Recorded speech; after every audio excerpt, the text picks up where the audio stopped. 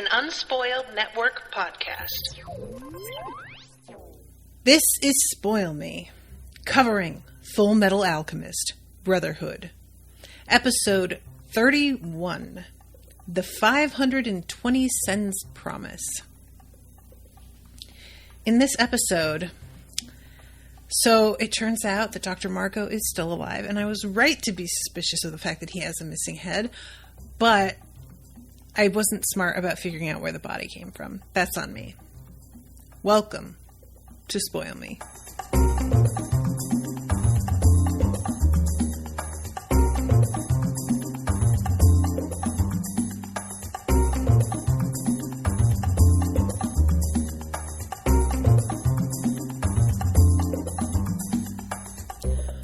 Welcome to the show, everyone. I am Natasha. Thank you very much to Max for commissioning this episode and this entire series. So, all right, I'm going to start at the beginning here and work my way through instead of focusing on the one thing right away. But I do really enjoy how when this episode ends, when this episode begins, we start immediately from where the last one ended. Like, Ed is still leaving Hawkeye's place. I just expected us to just, we would jump ahead an hour or two or something, And I love that when he's like, aren't you worried about being an assistant to the Fuhrer? She says, oh, no, I don't know. It might just make it easier for me to kill him in his sleep. I'm like, I really hope this place isn't bugged. I don't know what bugs, are available in this universe, but, and he tells her about Scar. And just, to warn Roy that he has been around. And then we jump to him running into Al in the street. And the two of them, every time that they split up and rejoin one another, it just feels like they have such bad news every time. But yeah, he's telling Al about all of the stuff Hawkeye shared with him about Ishvalan. And in general, the fact that it sounds like so much more fucked up than they thought. And they were aware it was somewhat fucked up. And there's also even a moment where Ed is like, and she told me everything, even though I'm practically a kid. And it's always funny to me when I'm just like, yeah, it's so weird how you are aware you're practically a kid in moments like this. But then there's other things where you're just like, I'm not a kid, I guess. So then they start talking about the Colonel wanting to become Fuhrer and, what his goals are here. Al says, let's see, I'm trying to find it because it's so weird. The way this works is the bottom. You think the Colonel's concerned about what happens after he gets what he wants. And yeah, he wants everybody to be prosecuted as war criminals. And I can only imagine that includes him as well. So I don't really know how he becomes Fuhrer and then gets prosecuted. Because, I don't even know if he can be. How does that work exactly? I'm very curious about it. Is he just sort of accepting that his position would be temporary so that he could get the right pieces of democracy rolling to achieve that, and then he would relinquish control as Fuhrer because he has accomplished what he needed to? I just feel like if a guy rolled in and reset the whole way our government works, and it was then established that he was essentially a war criminal, probably the things that he reset in government would be undone because of the fact that he was a war criminal. I'm not really clear on exactly how this is going to be handled or how he pictures it being handled or what he wants and expects. So Ed asks Al, as for you, what is it that you want to do as soon as you get your body back? Once that's done, what are you thinking? And he just says, I want to eat some of Winry's apple pie, which truly, I don't want to think about what that sounded like. I'm moving on. Ed says, I've been so busy trying to get our bodies back, I haven't even thought about what happens next. And that's kind of sad, you know? It's just, I mean, I get it completely, but the idea that there has been nothing in their future except that, and it has sort of felt like there is no future otherwise, it makes complete sense, but what a bummer. Let Granny and our teacher know that we're all right, courtesy calls. They've both helped us out so much. And Al says, and you know what? They'll be smiling when they see us. That'll be nice, just to see them smile. I really wonder if their teacher would smile. I think she would. Man, she really has been put through it, though. The news that he brought her about, like the baby that he thought he had transmuted. And he talks about their alchemy not working and the fact that it also stopped working above ground. And that means that there is probably a link between Mei Chang and Xing and Scar as well, and the type of alchemy that they do, and how it for some reason was not at risk the way theirs is. Which leads them to, well, then let's track them down and we'll talk to her about the basis of her alchemy and how it works. And of course, when they do that, it turns out that she has bailed from Dr. Knox's place. And Ed is like, where did she go? And Dr. Knox is like, she didn't fucking tell me that, kid. How do I know? And he's sort of losing it, like, we don't have a clue where she could be. And Al says, but brother, we do have a clue. And then we get an animation of the camera zeroing in on her tiny panda bear. Now look, I have no problem with focusing on the panda for the principles of cuteness. This is an adorable little creature. I understand that it would be probably something a lot of people would notice. I also, though, have to assume that Mei Chang herself being tiny and adorable would be something that people would notice.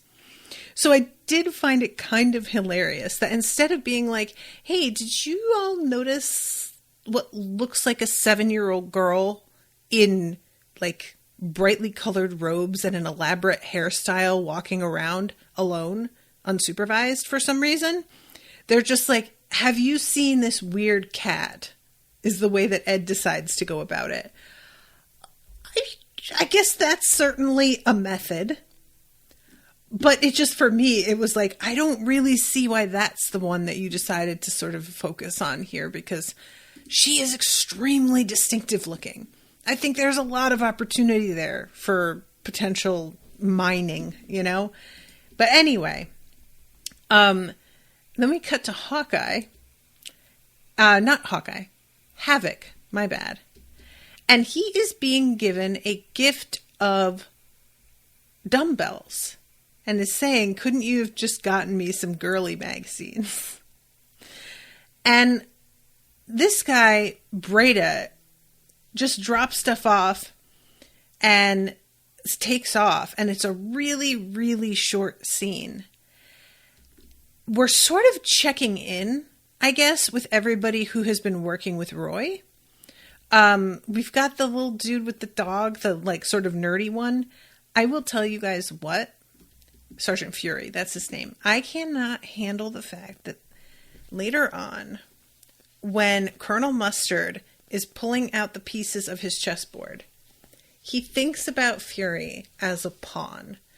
I know that it is not an inherent insult, but it feels so mean. It just feels really mean. Poor Fury. Like, he's just trying his best. Ouch. So yeah, he's feeding this dog a little like chicken leg, and he is talking to what's his name, the Officer Fallman, who has a chessboard that he wants to return to the colonel. before he heads to his station in the north. And they talk a little bit about their respective places that they're being sent, how he's annoyed that it's going to be so cold and he always gets sent to the worst posts. And, oh, I've got to get moving. You take care. And it's just an interesting thing because, like, I expected this to circle back around this episode and for us to see, like, touch base with them again. And for Havoc, especially, because I have been sort of wondering about Havoc a little bit. You know, we saw him get injured.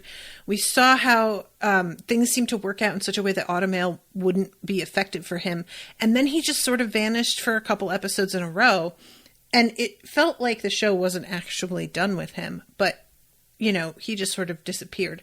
And I was like, well, are we going to get something about that, you know? So this little bit of touching base and dropping off the weights is just to indicate, I guess, that we're going to try and keep him in fighting shape to a point. There's like plans for him. And I'm going to wait with breath that is bated. So then we go to Roy, and he is sitting at his desk with the chess set in front of him, and it's not open yet. And this is when Hawkeye comes in. And I've got intel that Scar is back on the prowl. And they just kind of go back and forth about vague items of interest. It's unclear to me if there is any code work in there, or, you know, like, if anything that they're saying has double meanings, because it feels very surface.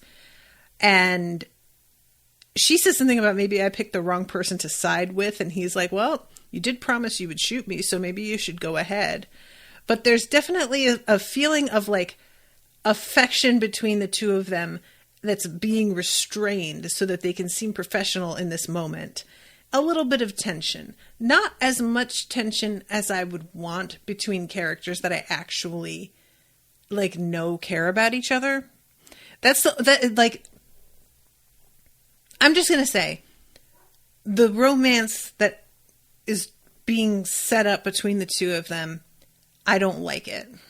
I'll just say it. I don't like it. I don't want Hawkeye as one of the few women on the team to have to be a love interest. It's just tired and played. So personally, it would be super cool if she could just be really good at her job, and then that would be where her worth lay. But it just seems like in a lot of stories, they just can't resist putting a thing in there. Y'all know, I just don't really gel with romance most of the time. And that is not to say I don't like romance in general, but it's done lazily. 95% of the things that I cover or consume in general, it's just a default in a way that is so boring. And so I can't help but roll my eyes about these two. I know what they're trying to do, and that I'm supposed to, like, feel a way about their connection, and I just can't feel it. And maybe it will eventually develop more and grow on me. But I haven't liked Roy. You guys know. And Hawkeye has just been such a standout for me because she's just so competent. So the fact that we've got this, like, incredibly on top of her shit woman who is apparently into a dude that I just kind of think is whatever, that's already annoying. And then we're going to have this thing where she's being used against him as a kind of hostage thing, which I'm just like, I'm like, fine. It's just all of that. Plus we've got a thing that's beginning to be a seed is planted between Winry and Ed, when I was really hoping, if anything, it would be Winry and Al, because Al is a sweetie pie and Ed is just so volatile, you know? So I have to say, it's something that I am trying to bear with, but I don't feel like it's working for me. And, anybody who's listening to the Mistborn podcast, which is, it's for $5 and up patrons, you guys know that when it comes to the romance in that, between later characters, Wax and Steris, I am absolutely losing my mind over that romance because that shit works really, really well. That is just, there's nothing lazy about it. It is given so much room and time. And this, it feels like, I didn't even really have an inkling that there was anything that felt romantic between the two of them until I think 6 or 7 episodes ago, all of a sudden there's a moment where he steps in and saves her, and then they're walking away, and she gives him this longing look from behind his back. And then I was like, oh, are we doing this? And then it seemed to suddenly spring to life kind of out of nowhere. And I just don't care. So this scene between the two of them, I think that I was hoping it was going to turn out to be more meaningful, because just the two of them bantering with each other about maybe her shooting him and her being, don't slack off too much, don't get yourself hurt, blah, blah, blah. I am wanting there to be more to it because they're not cute. So it's not interesting. So that is just my 2 cents about this. I feel like where they're going with Roy's character in general is interesting, because I had thought that he wanted to be the Führer, and it sounded like that was what he was after way back. And finding out that he does, but it also seems like he wants this for a damn good reason and is fully aware of the bullshit that they have been up to this entire time, or has at least been trying to mine far enough into the center to find the bullshit because he's aware something is up. That has grown my respect for him to a point, and I don't dislike him as much as I did initially. But that's as much as I can say about it. I like him more than I did, and that's kind of it. And so she leaves, and he is sitting there at his desk, and he opens the chess set. And this is when he says, "My pawn." And he shows Fury, and I was just rude, really rude. And then he says, "My bishop," and we see, what's his name that Fury was speaking to? Lawnful? I can't remember his name. Then "my rook," and it's the guy who went in and gave the weights to Fury, or not Fury, Havoc. Then it's actually Havoc. Havoc in a sleeveless shirt with this gun, and I'm pretty certain that this is the exact GIF that Candace sent me a few days ago, because Candace, like myself, has a crush on Havoc, which I just think is probably par for the course. So I saw this and I was like, oh, that's where it's from. And worst of all, they have my queen, but I still haven't been checkmated. So he opens up one of the pieces, and there is a tiny note inside. We don't know what this note says, right? We never find that out this episode. So yeah, this is when we cut to Ed and Al talking to people on the street, trying to find out if they know where this little girl is, but they're asking about her pet. I love the difference between what Ed drew and what Al drew. Ed has drawn a possum, a very angry possum. And Al has drawn the actual animal. And it is just very fun because Al is like, no, that's not what it looks like. No. Oh, guys, I think possums are so cute. They get such a bad rap. Possums are sweet, and everybody needs to just be nicer to possums. And I said it, and I will say it again. So that's my stance today. My hot take is be nicer to possums because they're super cute. And they also eat things that are pests. So I view them in the same way that I do spiders, because I do not like moths or mosquitoes or flies in general. Me and spiders, we are like this. I love spiders. Keep them coming. Eat all the shit. I hate them. Just eat them. But I cannot fuck with a moth, though. Get that thing away from me. Absolutely fucking not. And I believe the possums will eat a moth if they can. So, yeah, as far as I am concerned, we're all buds. It's fine. I'll just live with some possums and spiders and be fine. So they have no success in trying to find Mei Chang. And Al just says they might not even be in Central anymore. And as he says this, Roy rolls up and offers to give them a ride. And they tell him about the whole thing with the Jingyi's alchemy and the fact that it seems to function differently. And he says that he'll look into it. And Ed says, I don't want to be more in debt to you than I already am. And he says it with a kind of resentment that I found sort of interesting. It seems more like Ed is suspicious of Roy than I expected. I just kind of thought that the story he got from Hawkeye would make him feel more warmly. And it doesn't seem to have, which I was a little bit surprised, unless this is the way that he shows affection, which, you know. And Damien says, here, in reaction to opossums being good beans. Erica says, I follow a lot of opossums on TikTok. Trash Cat Man is a great account. All right, you heard it here first, Trash Cat Man, everybody. I love me some animal TikTok. Listen, TikTok in general, if you manage to curate your feed, that shit is just beyond. It's like wild that it's free.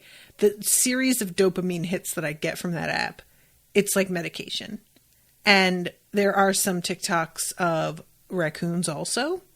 It's just good shit. So if you're ever feeling down, I highly recommend going on TikTok and like going into the animal centric sort of areas, and you are going to find some great stuff. Anyway. So this is when he tells Ed, you owe me some money.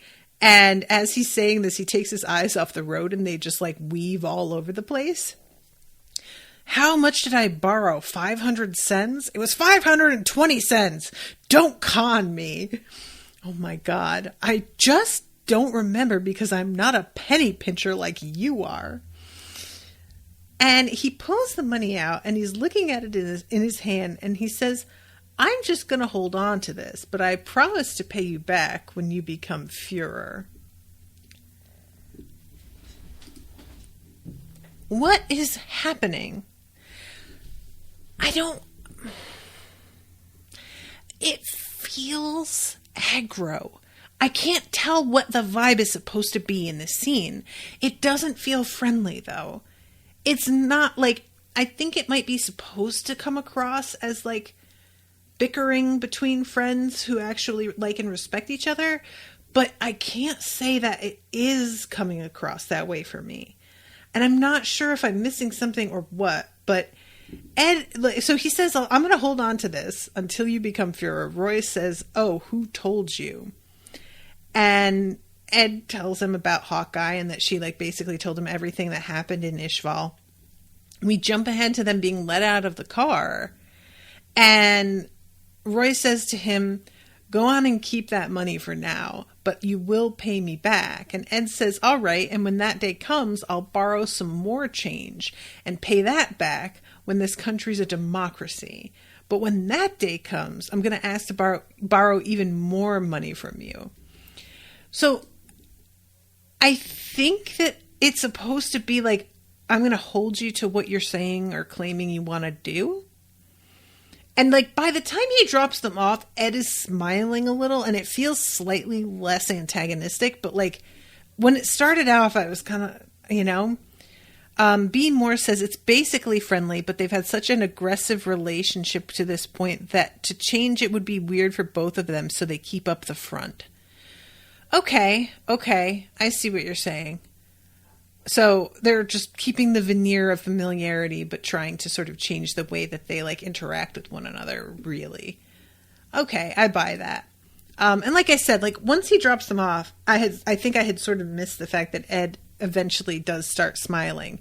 But they both don't, there's like one moment when Ed smiles, and otherwise they both revert back to sort of like serious faces a little bit. Eventually, Roy, when he says, "See you later," there's a little bit of a smile on his face. But yeah, the way the scene started, I was kind of like, what's going on here? So Ed and Al come home. They walk in, and here is the other bodyguard of Ling's sitting in the dark waiting for them. And I had forgotten all about this guy. It was the kind of thing where I vaguely knew there was another one, that he was still out there, that we hadn't really gotten anything satisfying about what happened to him. And that was sort of it. And I just like straight up forgot. So I am sorry. I should have done better. But yeah, so we see Roy coming into a brothel, and this really cute girl comes running up to him and throws her arms around him. And then we hear this woman's voice. Good evening to you, Madam Christmas. What is up with the women being named Christmas? This is the thing in One Piece as well. But this bitch is compelling. Can we make her the main character, please? Look, she is a businesswoman. She has clearly seen some shit. She is wearing a fur-trimmed coat, a pearl necklace, a gold, like, sort of, I don't even know what to call it, but it's another necklace inside of the pearl necklace. And she is smoking a cigarette and is just like, how you holding up, kid? And obviously runs this shit. And I would not fuck with her for any amount of money. Just not at all. So he says, I was hoping you could cheer me up. You want a drink? It's probably not the best idea. I just got out of the hospital, but I could use something special. And he hands her that piece of paper that he found in the chess piece. Now, I had said that I didn't know, like, we didn't find out what was on the paper. Is it just meant to be the phone number for this? Is that all it is? But I just really hope that we get more of Madam Christmas. I know that that's probably not really a huge thing, but any time that we are going to introduce a madam into a storyline, my attention is completely diverted to the madam. It is, without fail, fascinating to me. It's the kind of thing that, like, okay, so full disclosure, when I was a young girl, sophomore in college, I went to Guatemala, and there was a woman who lived on Lago Atitlan who lived in a pyramid and read people's fortunes. I am not making this up. The pyramid was large. It was made of wood, and you had to go down some stairs into the ground and climb a ladder up into the center of it, which is where she was. And it was serious. And she would tell you about your future. She told me that my purpose in life was to make people laugh, and that in a previous life I had been a madam. And guys, I am sorry, but have you ever heard anything more fucking on the nose in your life? I would have absolutely killed it as a madam. It would have been flawless. I would have just done so well. Once upon a time, you know? I really think that that was true. I don't put a lot of stock in these things, but anytime that we have a madam show up anywhere, I'm like, yo, what's up? Me and you, we're like this, even though I do not even have a tenth of the life experience of this woman, just in general. I don't care if she's only twice my age. She easily has 100 times more life experience than me. But I still can't help but be like, look, I get it. I don't get it, but like, I really want to get it. Like, there's a part of me that's like, I maybe should have just gone ahead and done it again. Maybe I made a mistake. I don't know. So anyway, the call goes through to this dude with this like mustache he is polishing a statue of a bear with a fish in its mouth. And this guy comes up and is like, yeah, you have a call from a Madam Christmas, but you really shouldn't be giving out our secret line to civilians. And this guy is like, ha, these bitches still want some of this.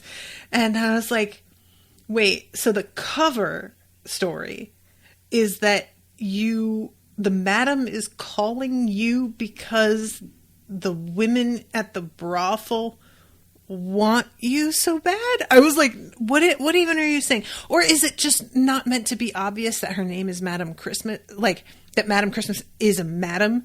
Is it supposed to just be like, oh, she's just some woman who's calling me because, you know, these bitches can't get enough? Maybe that's all it is. But yeah, it was a funny little moment. And I don't know who this guy is, but I'm interested. So then we go to Dr. Knox's place. And Lan Fan gets slapped across the face by her grandfather.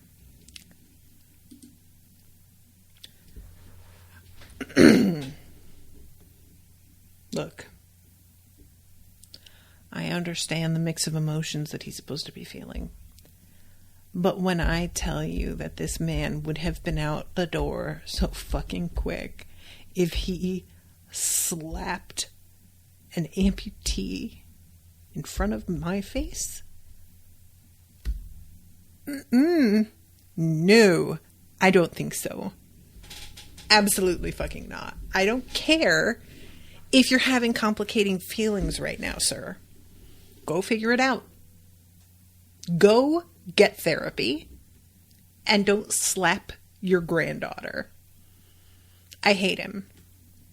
I don't care about anything that he does to redeem himself after this. He will always be the dude who slapped Lan Fan, who kicked her when she was already down. She is blaming herself so much already. And all he does is come in and be like, yeah, you should blame yourself. That's absolutely correct. You fucked up and you are nothing. And I can't believe you're calling yourself a member of the chosen clan. You failed and it's pathetic. And he is literally fighting against Dr. Knox to continue slapping her for a second. And then finally, it really is gone. You lost your arm. And she says, please forgive me. I'm sorry. And he says, you fool. And I was just ready to kick him, literally kick him repeatedly toward the door. No, sir. She sacrificed her arm on purpose to get a homunculus off their scent in one of the most badass diversions I have ever seen ever. If you come in here slapping her and calling her a fool again, I will never forgive you. Like, it's going to be a tough thing as it is. So, again, he's having complicated feelings. Get over it. You're an adult. Handle it. Shut up. I'm over it. Moving on. They offer to bring her to the automailer, and he says that he declines. We appreciate the gesture, but you've already helped us enough, and we can find an engineer on our own if we must. And I was ready to be real irritated about this, but then he gives a pretty decent reason. The enemy has clearly seen Lan Fan's face. We refuse to risk the life of your engineer friend. And I was like, that's okay. That's a fair point. I see what you mean. To be honest, I'm not entirely certain that the enemy hasn't also seen Winry's face. I feel like they have, but I might be wrong about that. So yeah. He goes up and thanks Dr. Knox for saving his granddaughter's life. And Dr. Knox is just like yelling at both him and Lan Fan for thanking him and saying, get out already. You're not staying in my bed an extra night. And kicks them all out. But we see later that he is thinking about the things that he did in Ishvalan. And it's clear that he does not feel he gets to accept any accolades or thanks from anybody. All he can do is attempt to even things back out and make some kind of amends for what he has done in the past. And it's very clear he doesn't think he's ever going to be able to even it out. It doesn't seem like he thinks that's possible. But he's going to try anyway because it's the only way that he can live, you know?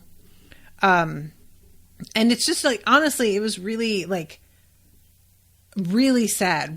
Before we see this like flash of his memories, there's a pan through his house of like over all of the disgusting like piles of dishes and the like books and all of like just the kind of hoarding situation that he's living in at the moment, to just really emphasize how much he's sort of given up.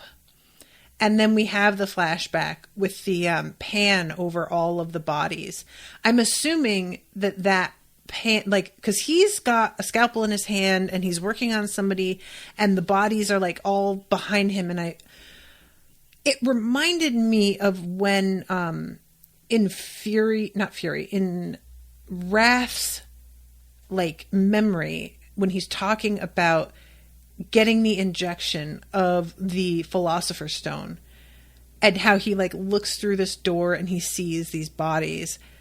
And I was wondering if that was the job that he did, was like performing these experiments and that's exactly what's happening here, or if it's just sort of a general like moment of I participated in some fucked up stuff and it's not necessarily specific to that exactly. I don't know. But regardless, he is sitting there and he is just like, I can't believe that they thanked me. And there's a knock on the door. And it is, I believe, his wife and son. Right? For a second, I thought they were both his kids. But I believe that's meant to be his wife. And they're here. They said that they were passing through and they wanted to check up on him. And his son wants to be a doctor like him.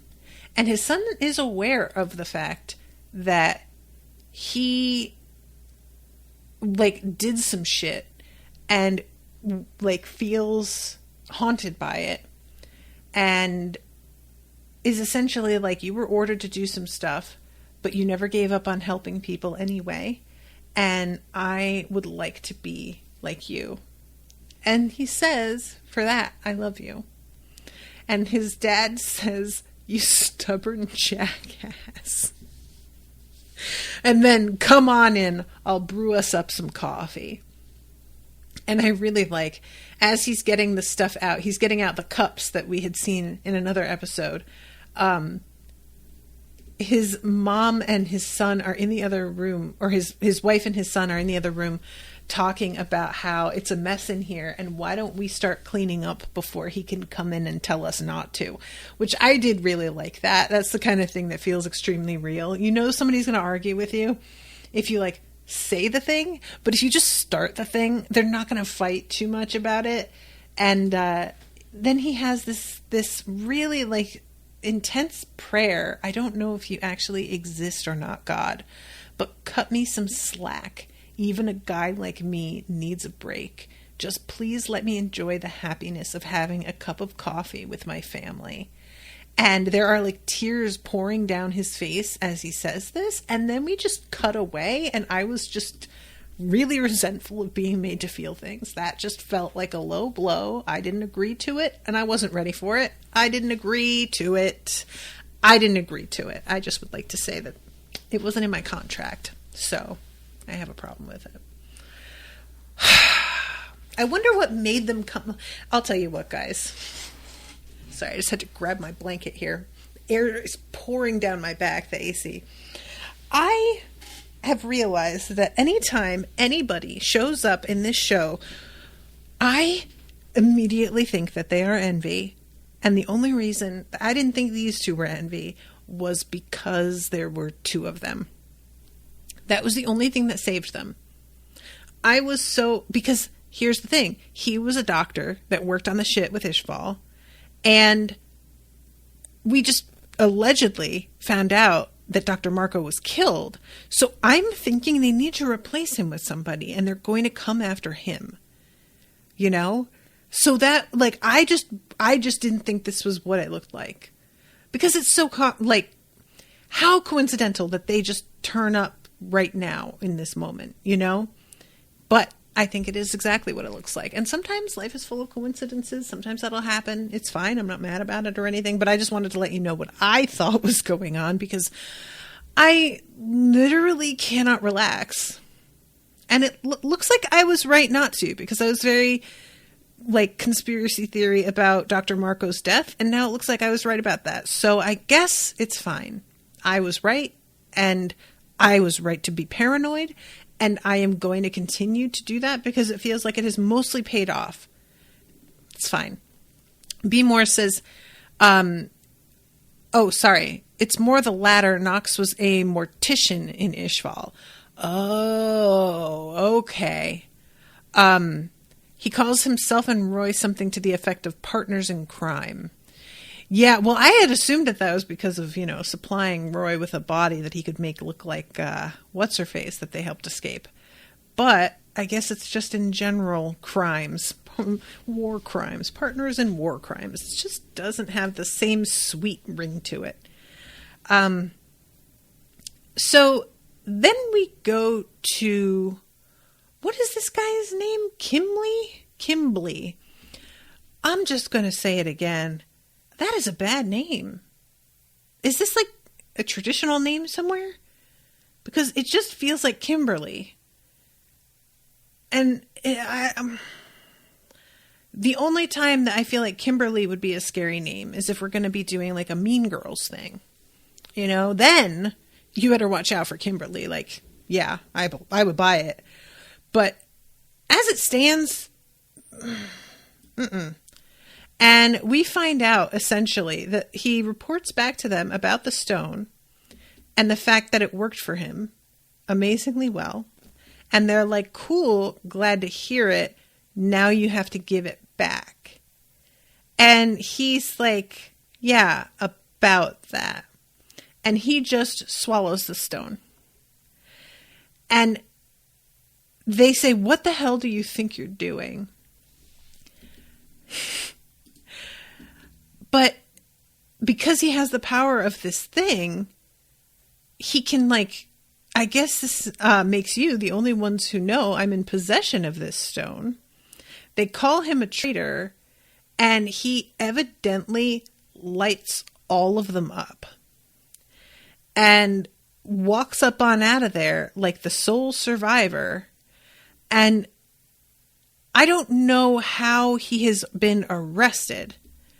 That's the part that I'm kind of confused by, is that evidently he took it, walked out, and yet he's in jail right now. So despite still having it on him in prison, he can't, is it because he has the things around his hands, right? He has the board with the holes for his wrists. So I'm assuming that they're well, he can't slap his hands together to get the transmutation started the way that he had been. So because he can't do that, he can't make use of the power the stone gives him. Is that it? Because I just kind of didn't understand how it was possible to have arrested a guy with the power that he has and keep him contained. He doesn't seem like he would be containable. And that's my main, and I will probably find out exactly what happens. B. Moore says he was arrested for killing his handlers, but no one knew he had the stone. Sure. Oh, Damien says he basically let himself get caught. Oh, okay. So this is one of those I'm right where I want to be kind of things. Okay. I guess. Why, though?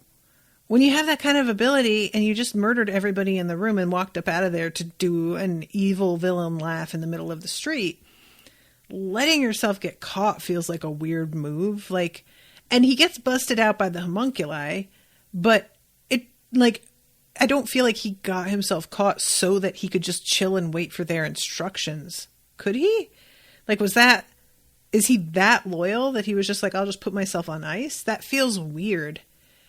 I'm not buying it, to be honest. And like I said, he's still got the stone. So he's like toying around with it just as the guard comes up to the door and he tosses it back in his mouth. So I guess he's just shitting it out and swallowing it again. Which, if you're enough of a fucking maniac, why not? Sure. Damien says, I mean, dude's got 3 meals a day and a roof over his head and he can just chill for years. He's fine with it. Come on. That's ludicrous. I mean, look, I'm just saying, this man is a fucking psychopath who got off on destroying an entire town full of people. And then he's just going to be fine with chilling in jail? I don't buy it. That doesn't make any sense. That doesn't line up with what we have seen of his character at all. If this were like somebody with no real ambitions and they were like, I'll just chill in jail because what else am I going to do? Fine. But this man is not the one that is going to have that kind of energy. Like, that just doesn't work. I don't know. I just feel like this is a man who would go out and continue to cause havoc because he has one of the most powerful weapons ever made. And who is going to fucking check him? Like, the only person that might would be the Fuhrer. And he would sort of have to like out himself in order to do it. Or risk Kimblee blowing the whistle on what had been done to get him the stone. I'm assuming that the Fuhrer knows he has it. He's saying like, you guys in this room are the only ones who know. I mean, okay, I'll accept that maybe they are. But even if they are the only ones who know, he could still go out and continue to like absolutely wreck the world. And I don't see why he wouldn't when he practically came in his pants that one time. Sorry guys, my nose is just itching like crazy. I keep like touching it. B. Moore says, if you want some kind of logic, it's closer to if he went around murdering randomly, he'd be arrested and killed quickly, but he figures the military will let him kill again legitimately later if he bides his time. I guess. Again, I just don't see how he gets arrested. Like, the fear of if he went around murdering, he'd be arrested and killed. Would he? It just doesn't seem like that's actually something he needs to worry about now that he has this thing. That's, I think, what I'm kind of running up against is the power of the Philosopher's Stone and not really feeling like I understand its limitations.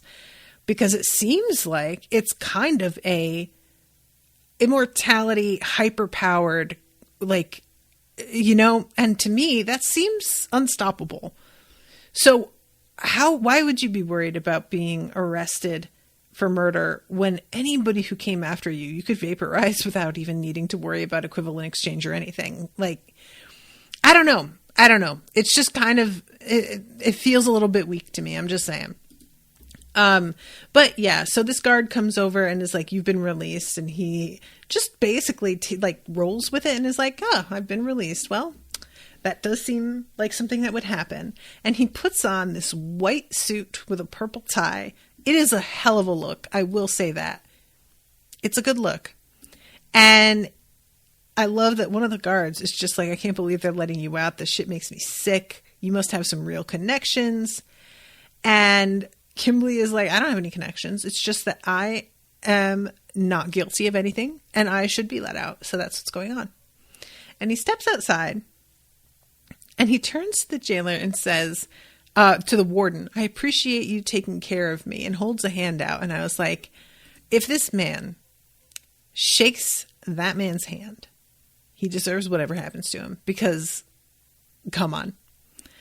And he shakes his hand, and sure enough, it looks like Kimblee uses alchemy to transmute a bomb onto this guy's wrist with a timer. And he says, just my way of saying thanks. and bows. And this guy is yelling, "What is this? Get it off me. I can't get it off. What are you doing? Don't do this to me, please."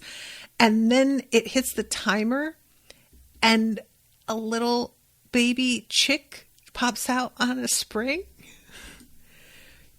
Y'all, I lost my shit.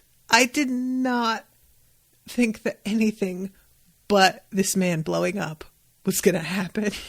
I truly didn't. I was like, well, so it begins. I guess this is going to be his first murder of the day. And then it's a little chickadee popping out, going tweet, tweet. This motherfucker. He says it was just a toy. I thought maybe your kids would like it. Oh my God. That was really funny. That man probably shit his pants. Like, oh Lord. So yeah, he says, I thought you could give it to your kids. And then he just puts his white fedora on and saunters out. And there is somebody in a car waving him down. And it, of course, turns out to be Envy. And Envy is like, hey, congratulations on the early release. The thing is, we need some help because it looks like Dr. Marcoh escaped. And Envy is like, it actually looks like Dr. Marcoh was killed. But I don't think that's what's going on. We are pretty certain that he just escaped because there are two chimera creatures that were like watching over him, and one of them is gone, and his specialty was transmuting tissue, living tissue. So he could have taken a chimera and just made it look like a human body, and he just didn't quite have enough to make a whole human body. So that's why parts are missing. And I was like, that makes a lot of sense. I really like this solution. Can I tell you guys something though?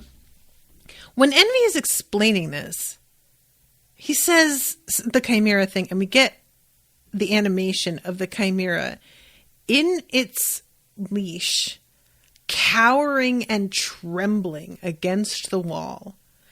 And I found this so fucking upsetting. I swear to God, you guys. That was, I don't know what it is. I don't know if it's supposed to be that the chimera is shaking just because the way that they're treated at the hands of the homunculi is just in general horrible, which I would certainly believe. Or if it's like the thing is so traumatized after seeing what Dr. Marcoh did to the other one, which was kind of the vibe that I was getting. But I felt so bad for this poor thing. The chimera are just, they need an advocate. Somebody needs to speak up for the chimera because they are just being put through it. And I don't like it. They don't deserve it. They didn't ask to be here. They didn't want any of this, you know? Anyway.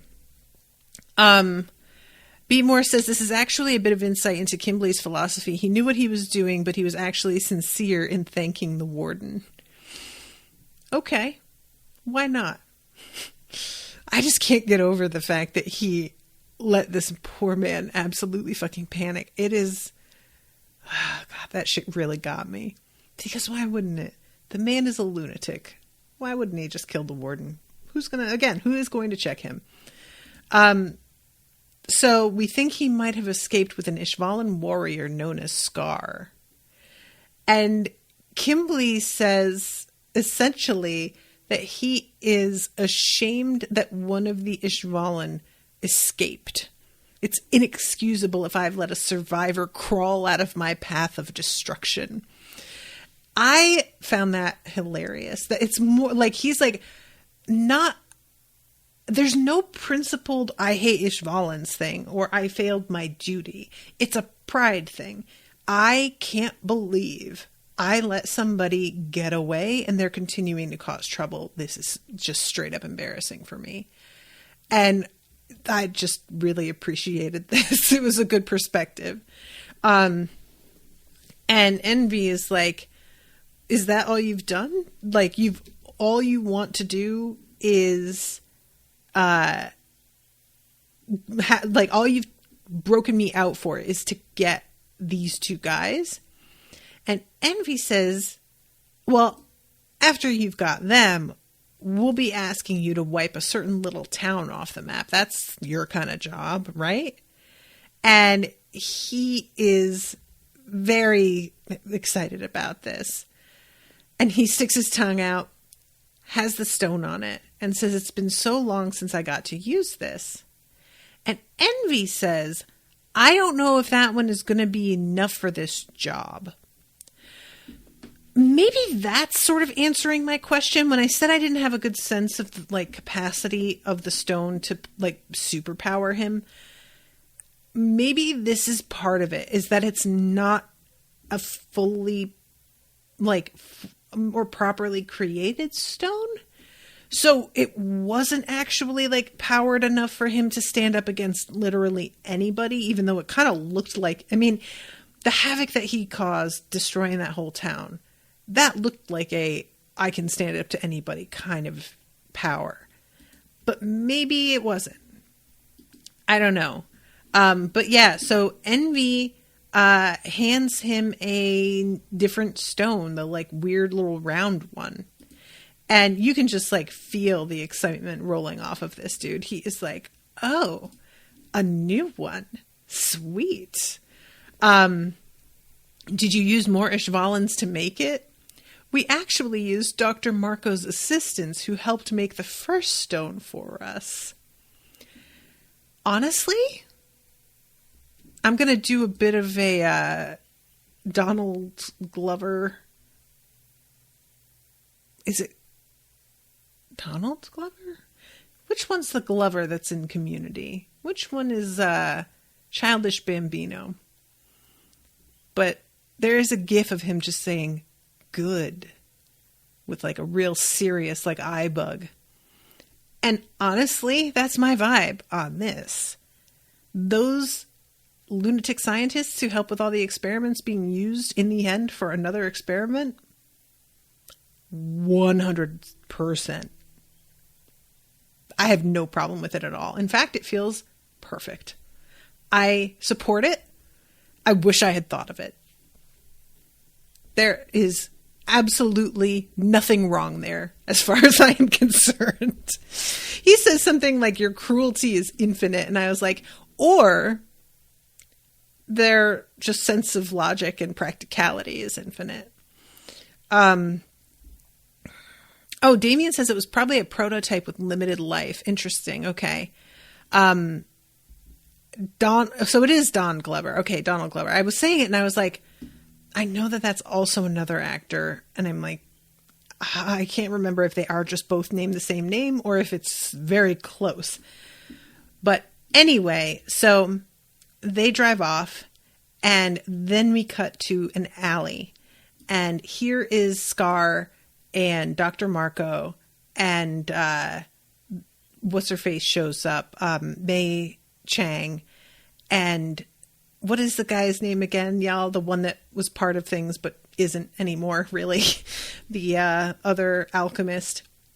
Or he isn't an alchemist. I assumed this whole time he was, but he wasn't, as it turns out, right? Anyway. Scar is talking about how there is something different with the alchemy in this country versus his own. And he thinks that his brother's notes probably explain why. And he asks Dr. Marcoh if he knows anything about the reasons behind that. And Dr. Marcoh has never heard of any such thing before and doesn't know.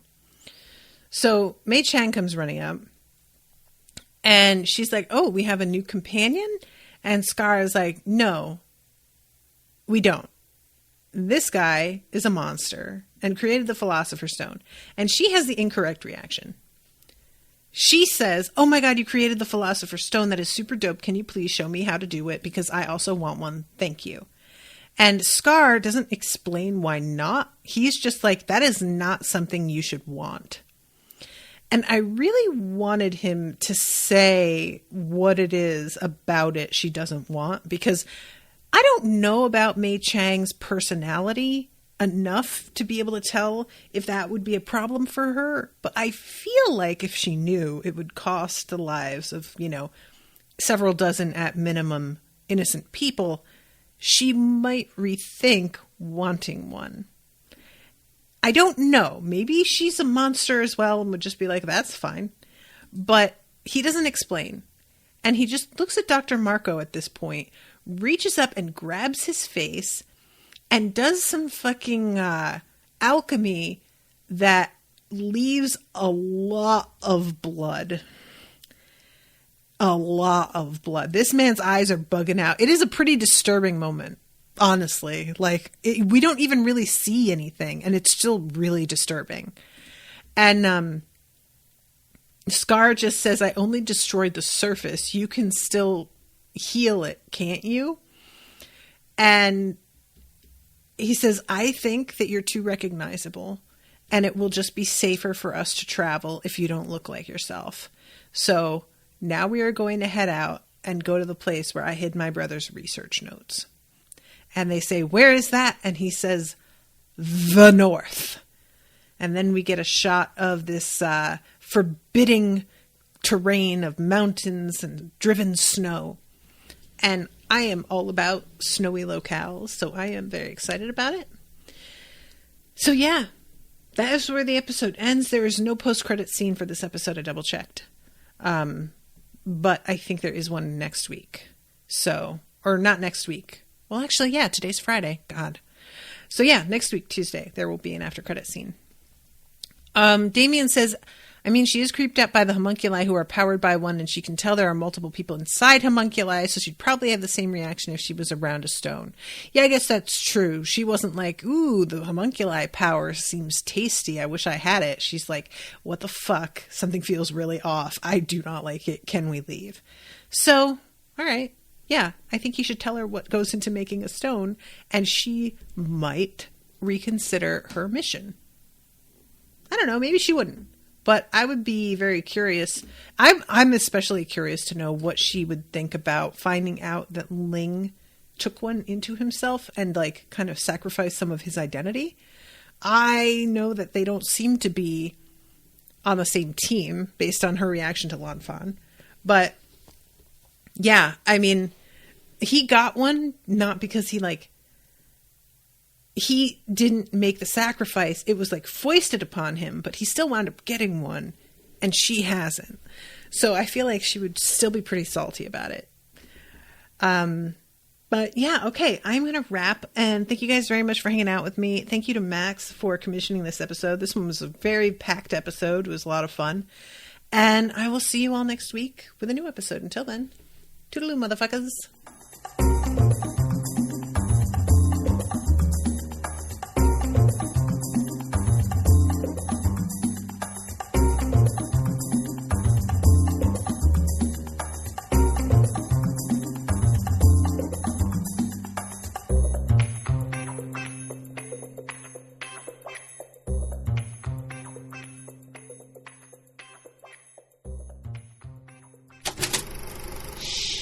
That was an Unspoiled Network podcast.